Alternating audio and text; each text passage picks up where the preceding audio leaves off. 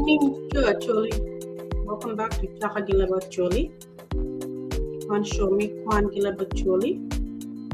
Session number 54, reading on Palwar. Today I will be reading about Amica and Jackline Ikang. Please make sure to join our session with quite a lot of comments too. Okay. Please also share on the platform, whether on Facebook, Instagram, TikTok, YouTube. Share with your friends, share with your community. What to Facebook to Chaka Leb Acholi? That's the official page. Well, I'm going to Facebook to Chaka Ikang, South Sudan, where I also share these recordings, including on our YouTube channel. The official YouTube channel is Chaka Leb Acholi. Today I'm reading about subclan Palwar or Loni Amica. I'm not sure if I'm pronouncing this correctly. Please drop your comments if you're from Palwar or if you're from Amica. If you can help me pronounce the name of this subgroup or subclan Palwar. A-M-I-C-A, Amica. Okay. If you're from Amica, please also drop your comments under this video, or you can send me a private message. If I'm reading something incorrectly, or if some of the information that I'm sharing or reading today is inconsistent or not correct, please send me a DM or leave a comment on this video. So last week I talked about Palwar, which is another sub group Palwar itself. Tina Kwana Amica. Okay. Hope everybody's doing well. Okay. I'm not gonna waste too much time. I'm gonna jump right into it. It's about 3 pages. Warga natia ocha warga adek waji Leb Acholi kono winya mabe.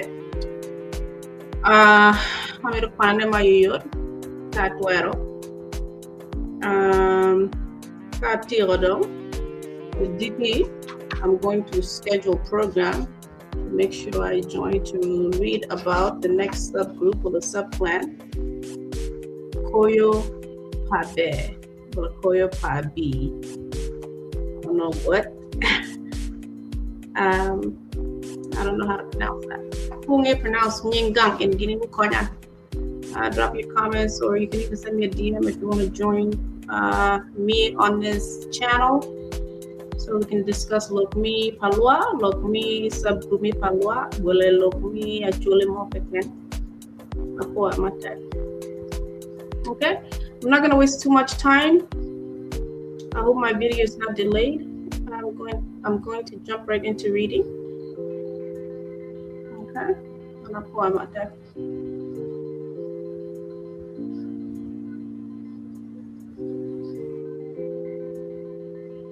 okay. Going right into the reading. Like you're joining on it. Look me Amica. Jo Amica tiegi dok ot Martina Beach mana ye Icha wule Iryok. What language is that even? Icha wule Iryok. It sounds like Tubu, Madi, or from like Obo or something like that. Okay. Ikwari or Irumi. Okay. Pa-Longoku. Jesus, what am I getting myself into? Pa-Longoku. Pa-Longoku. Pa-Lobamu. Sorry. Pa-Lobamu. Lotiri. Gini dukul matino. A beach. Mengoni Amica. Okay. So la chojo divide log mi dogal eri wenga ha matino tino kumana. So ikom log mi icha gi kwari nyo Iryok gi Irumi wala Irumi ochoninga dano mi dok od mi icha wala ichar gi Ikwari wala Ikwari duchu obino gi Iwala nyo Katire. Okay. Te kwar mi Palwar wacho ni Jo Katire oriemo dano mi icha gi Ikwari wako. Pilok mi nek ali magin obero katimo ikom dano matie idok od mi Katire mokene. Okay. Ibiro katima ranyo magina. Okay. Karong ningo Lokma o waka pajo icha gi Ikwari obero kidman. Kare gi kare dana mi icha gi Ikwari omaro nekali. Dong Jo Katire bene onongo pe ngeo jo mene matie kanego dano ali. Okay, they were not sure. Okay. Tie nino achiel latina nyaka mi Katire tie kawot ikin yo. Okay. Ichawa menu bene onongo tie lotina wobe ario okane iteng yo. Latina wobi achiel mi ichar ka latina wobi mokene mi Ikwari. Ikare ma lotina wobe man oneno latina nyaka twin mi nek obino.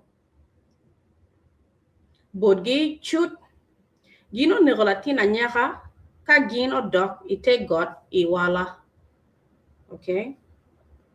Gigu mabe la dira chiel mi Katire ma onongo tie chok kenyu bene oneno tich aranyi palotino man. La did ochwalo lok mi to palatina nyaka man bot kaha ka owaje bot gini be jopua to dongo romo kumwa waga. Anongo ni dano matie kanego wan kany aye jo ichar gi Ikwari. Yo Ikwari. Aneno gi wanga gin otimo ikom latina nyaka. Wan dong miro watim gimo wala miro watim gin ango. That's a question, okay? Malo diro kaka unyo lokman gino nongo ne kony ne pere mi luen nyo mi chulo wangko. Gindong ochwalo duan bot luak mi Katire duju kala chien gin bene ochwalo duan man bot mono. Wek mono aye unge tiki jo icha ka jo Ikwari. Okay. Yamo otero lokman bot jo ichar gi jo Ikwari. Gin ma owinyo ni Jo Katire miro chwalo mono bodgi. Luoro makagin piman gino dak wako iwi got Iwala. Okay.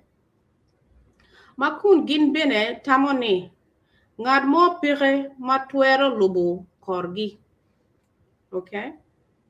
So giluo ne muniti jwen gi ringa gi chere got Iwala. Okay. So ingeni no manok luak mi Katire ochwalo lokwena dek bod mono. Okay.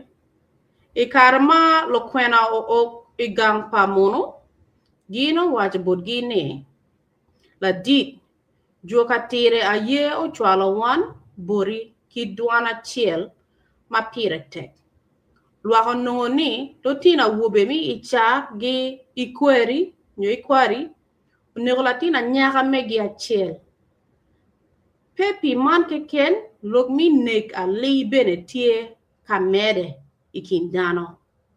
Lwako chwalo wan buri weka nong yo ango mi jiro lokman.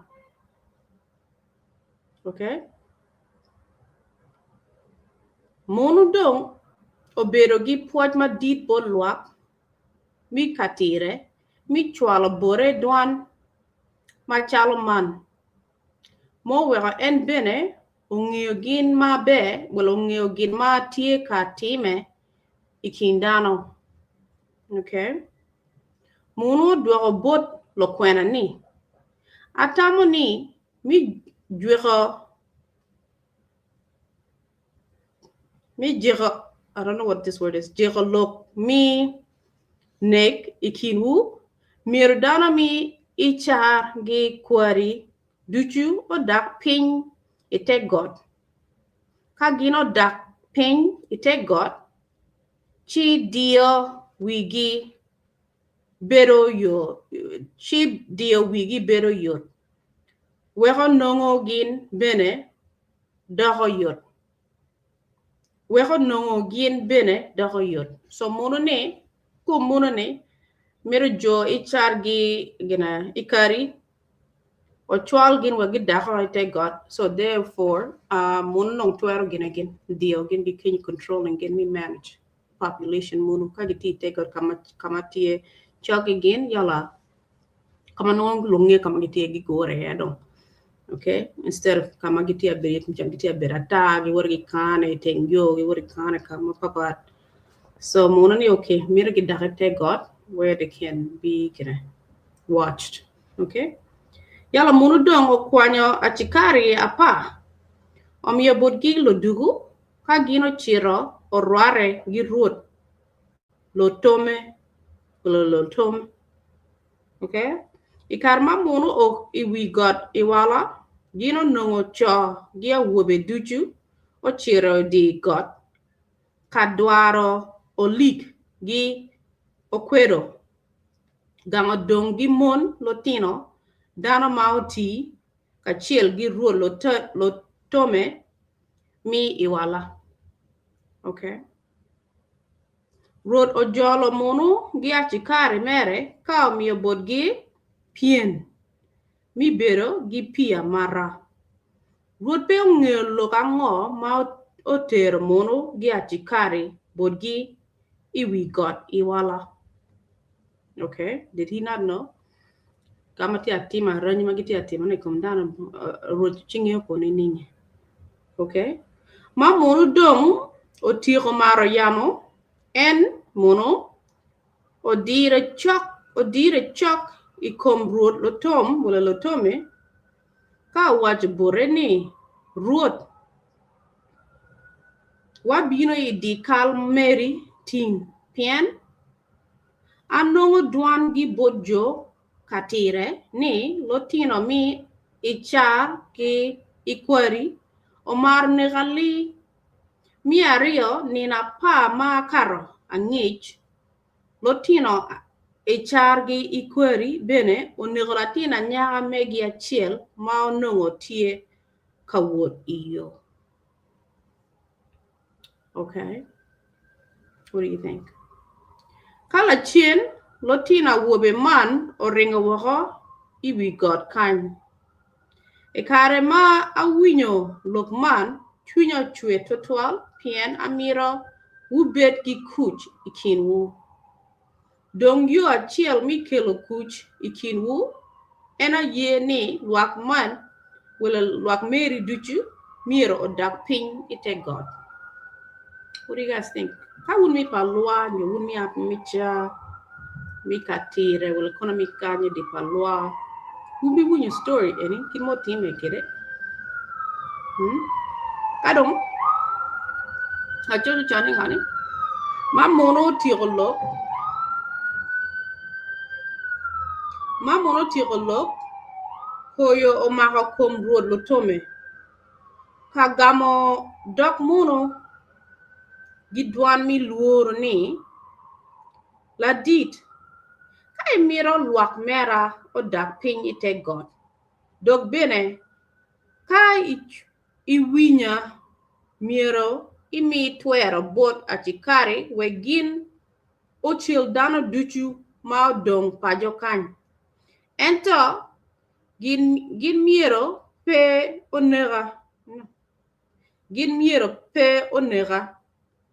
Chief edego niki kamono nene gid birgatimo grama raja renyi kum dana miero chil gina kaweng lakin po nege en. Mun kiro lop ngani.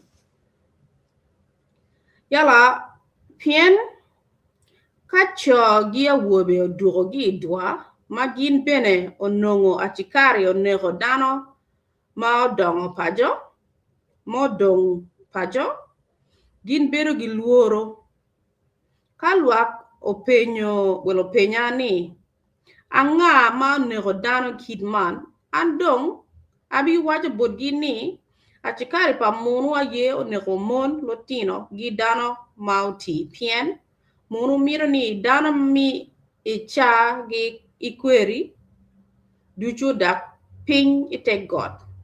Muno chiko bene ni ka dano okwero odak piny ite got achikari duogo kanego dano kitman.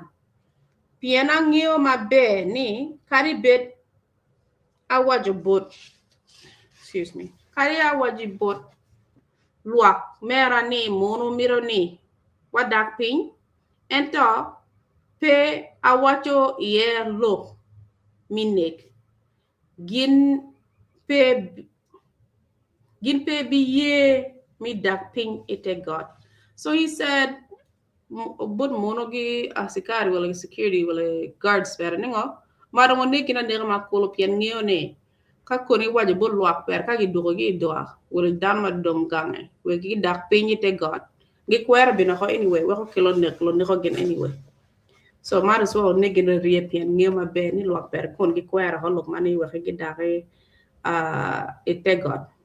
Okay, so ni ngodong muludong otio gitam parut Lotome en oluonga chikari apa ka omiyo bodgi chik matek ni amiyo bodgu twero mi chielo dano moke ken ma u neno iwi got kany. Ento ngara chiel ke ken ma miro pe u chiel ena ye rod Lotome. So Lotome ne beno miyo twero mi neko jopera ha ken ngeo ni muni ma loya doko loya en loya mun doko iti gi twero loya en. So omio dong omio the right but mono gi achikara mine ko jopera ko pien ngene kon gi kwera dok wala gi kwera dak pin. Okay, what do you guys think? Leave your comments. Chief doko ginaha o yelo mine ko jopera. Okay, achikari peo gale gin o chako chelo mon lotino gidano mati dano ma dong pajo ikare ma gin o winyo koko pa lodugu ikin gang dano ma riek o ringa waka gino kane te kidi got ento dano ma lo mingo gin pori o bero katingo wangi malo dano ma aye ma achikari o nego. So the curious mama pori gi dong pori gi te winyo mudugu lo te jelo dano o nego ge jom ko mari ge ringa wagi winyo nyik mudugu ko chako jelo mudugu jona giringa. Okay, Gio tieno macho gi lotina wobitie ka dugo gi dwa gin onongo piny orube chet gi lach karang ni ngani dano oburu magin okajo tiengi iwi luwore remo bene onongo pori mol gi kum dano mokene ni mol ningo ni moy gino nongo ruot Lotome obero maram kop oloy waka rem kop oloy waka en bene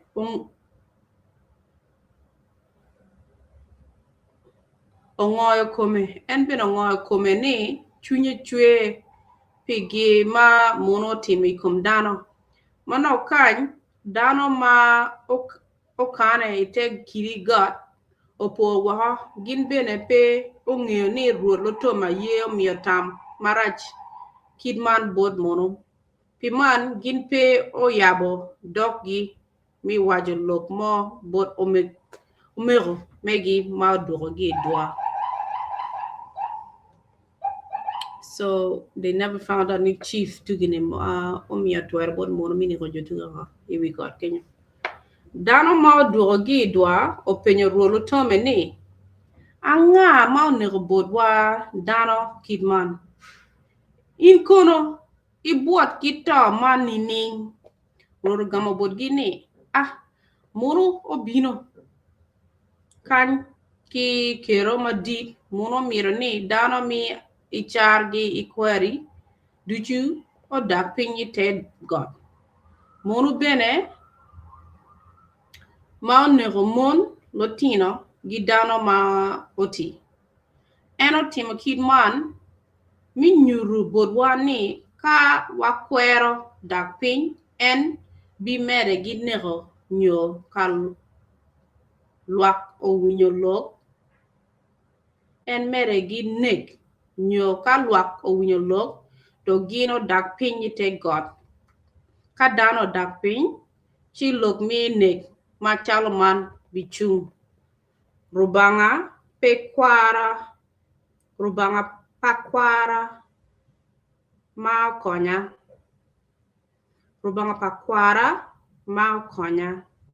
en bene onongo dano ma lato unlo pa road pa joni dogo lo tomene dogo he's a coward. Angeko, what do you think? Drop your comments. If you're from Amica, if you're from Palwar, even if you're Joliki, would be when you look at Mama Tim or Joe making Amica. Kuja, drop your comments. Apuamatek. Okay? Danami Chagi Ikwari Obero gi luor madit. E karma gin winyo lokman gin dong owaje gi dwana chiel ni wandu chumiro wadak piny te got. Pien kape wadak piny kidma mono miro digi pori kelo bodwa to. Inge nina aboro dano duchu odak piny te got. Kala chien bene Jo Icar gi Ikwari o wahogi te got Iwala. Gino chiro ogero chien gi dwe e Palwar, okay? Kala chien lo kwena pa ruoth lo tome o chwalo duan bod mono. Mi niango en ni luak mere dong o tiro dak e Palwar. Munu bene obero gi poch ma dit bod ruoth lo tome pi tama be ma en omiyo bore. En bene obero gi yom chwiny mi winyo ni Jo Icar gi Ikwari otiro daka hoi Palwar. Okay. Tekwar mi Palwar wacho ni Jo Icar gi Ikwari aye okelo lok mi dwaro olik gi okwedo I Palwar. Okwedo neti kanyi. Drop your comments. Are you familiar with okwedo?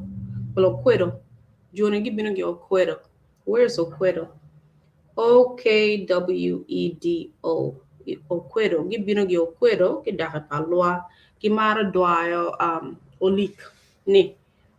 Okay? So riemo gi okwedo wale got Iwala gi ringi oi Palwar chengi dwe. If you're from Palwar, leave your comments. What do you think? So gi kilo lumi dwaro olik gi okwedo I Palwar man bene gin ma oweko tin dana mi Amica maro dwaro olik gi okwedo totwal. Igang mi Amica ringo olik gi ringo okwedo aye ringo ma pire tek. What do you think? Uchamo ringo olik? Meat? Okwedo ne kono ngone meat? Drop your comments. You like eating olik bat? They eat bats, and I don't know what a quail is. They said chamone de piratek is like a delicacy to eat olik and oquedo. I don't know what a quail is. Please drop your comments if you know what a quail is. Apo ningodong kimaro chamone ringo oquedo a ye ringo ma piratek mi jolo welo owora awora chalo ringo gueno ma piratek mi jolo wilo idok acholi mo kene wana choli mo kon lo jolo wan gi gueno ka jo palwa gin maro olik gi okwero nengo. Thank you for now doi kom look mi amicha malo lungo gini nga Pa-Longoku Pa-Longoku jo Pa-Longoku uchone nga dana mi dok od Pa-Longoku obino gi agoro ma piny la dit agura aye okelogin ingom mi palwa te kwaro pa chuli mi Sudan pe wajo loka ngo ma weho dano man o weho agoro wan bene pe wangio mohamene magin odonyo kwede ingom mi palwa.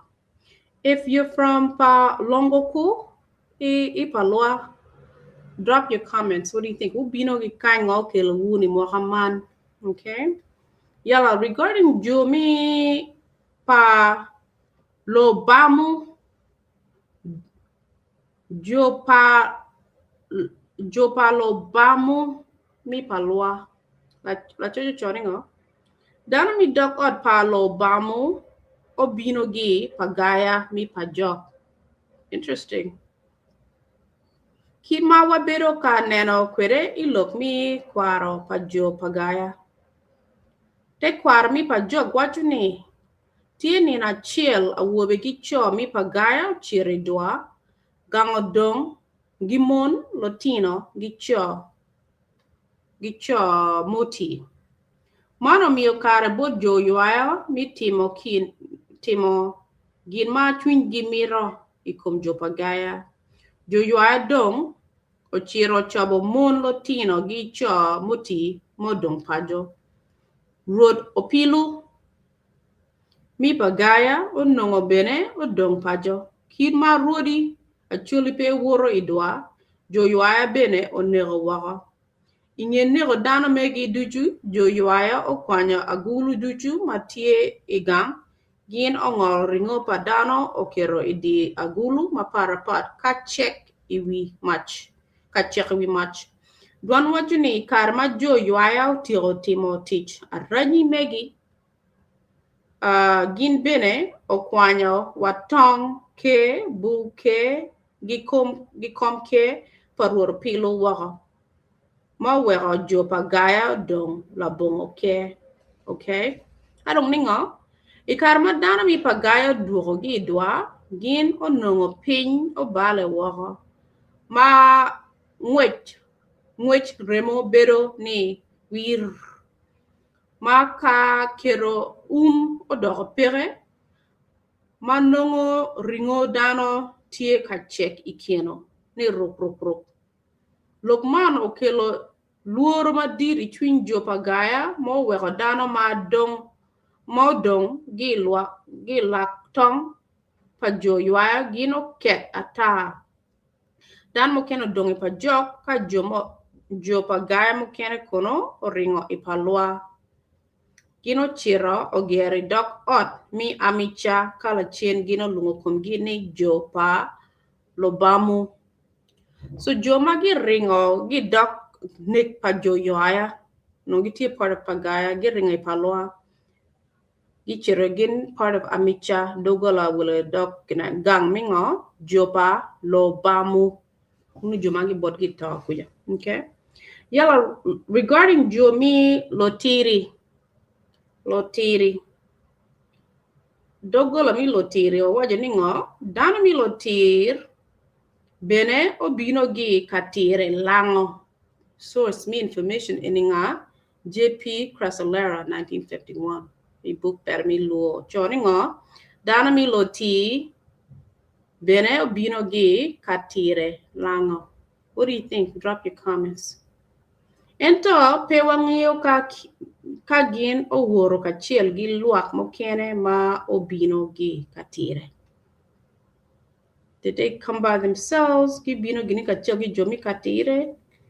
What do you think? Drop your comments, okay? Kai mi Palwar, nyomi Amicha, nyomi Lotiri, Lotiri. Please drop your comments. Thank you so much. Kai miro ng'eyo matuk ilok mi te kwarpa jo Lotiri. Kwan second edition me book man. So we're hoping one day could be till Kwan a book any. I be in your second edition me book pa Saturnino Nyala. Well, I never got no more information about group any. Me Lotiri group more information or better will limit it. So poor. Yellow now regarding looking all team gi got me Amicha. Team gi got me Amicha. But you're joining all. Jo Amicha, well Amicha, tigi team achiel magi luongo ni team Iliwa. Drop your comments. Am I saying that correctly? Thank you, Apua. Gin mene tigi got aria mana ye got Iwala. Gi got Acen. Okay. Jo Amicha bene tigi Jok achiel magi luongo ni Jok Ilai. Drop your comments. What do you think? Okay. And when ero no come look me jo mi Amicha, okay? Amicha is divided gang into gang a beach, which is ngoni. Icha jo munu moriam again magi maro negodano ne. Okay? Icha karmolo lunga gini jo Iryok. Well, Iryok. Sans lo tugu, sans mari. Yala Jo Ikwari, Jo Ikwari weng lo nek oriam gina wagi we got Iwala, we take God kagi kuje getting a Palwar no. They became part of Amicha mi Palwar. Oriam gina rema mono oriam gina gitia ne hodana madu. Okay? Yala Jo Pa-Longoku, Jo Pa-Longoku.